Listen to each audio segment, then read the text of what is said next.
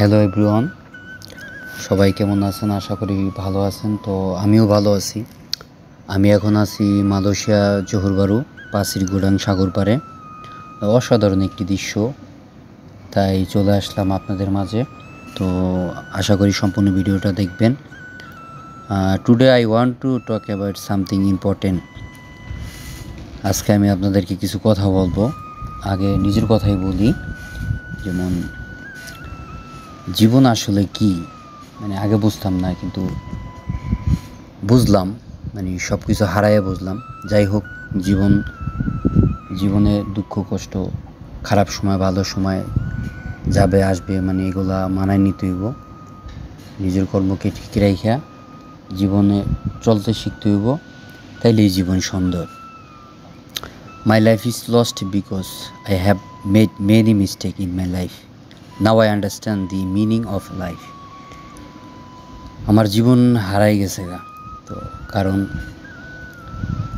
আমার জীবনে আমি অনেক ভুল করছি। এখন বুঝতে পারছি যে আসলে জীবন কি।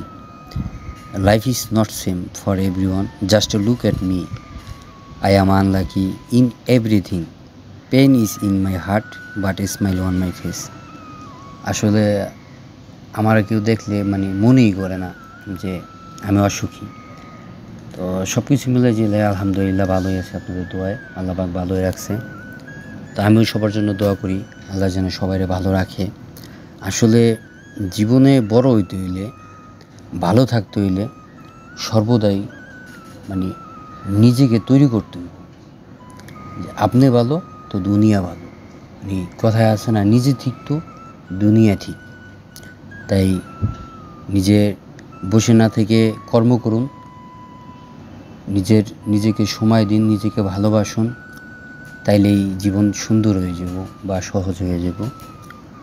তো জীবনে সব কিছু বিক্রি করবেন, সব কিছুই ঠিক রাখবেন, কিন্তু কখনো নীতি নষ্ট করবেন না। সত্যের পথে চললে তুমি কখনো পথ হারাবে না। সফলতা তাদের কাছেই আসে যারা কঠোর পরিশ্রম করে। সময় নষ্ট জীবনের মূল্যবান অংশ হারানো।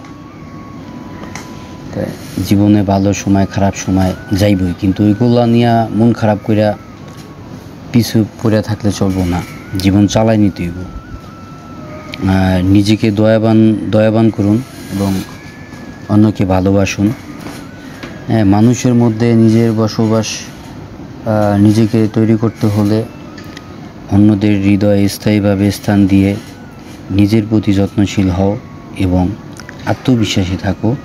প্রতিকূল অবস্থাতেও ধৈর্য রাখলে সফলতা তোমার।